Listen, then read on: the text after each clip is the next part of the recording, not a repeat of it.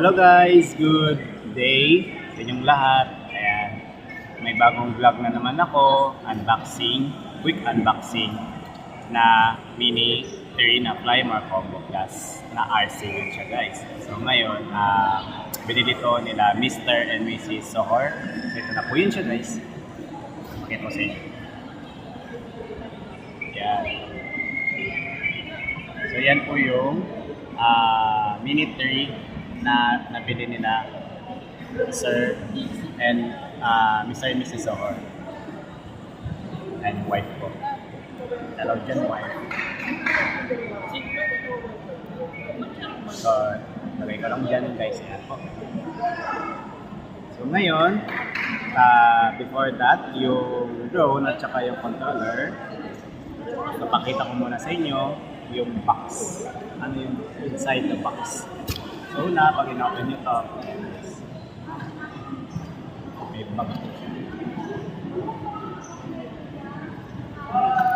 Ayan.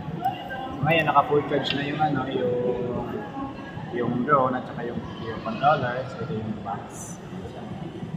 So mamaya, before ko siya i-post, syempre, tanungin muna natin kung pwede natin i-post sa vlog natin. Ngayon, ito. So in the box. Ayan. So in the box, ito nyo, pag in-open natin, in the bag pala, sorry guys, in the bag,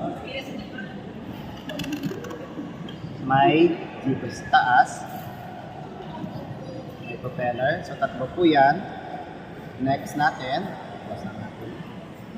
so nandito po guys, ito po yung nasa loob. So ito siya, itong malaki, ito po yun sa drone.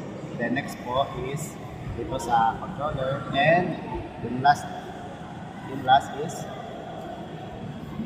charging hub at dalawang battery.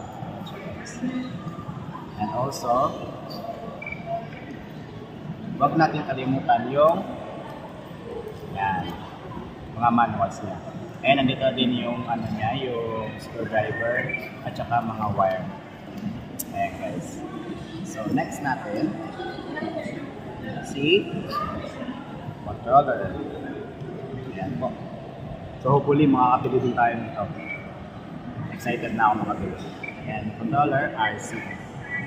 Ayan, so ngayon, yung thumb screw niya is nandito. Dito pa sa dito. Ayan. Ito yung controller. And lastly, yung drone. Napakalinis. Ayan po. So, yan lang po yung quick unboxing natin kay Mini 3 Flymar Combo Plus. Ayan. So, thank you so much. Bye-bye.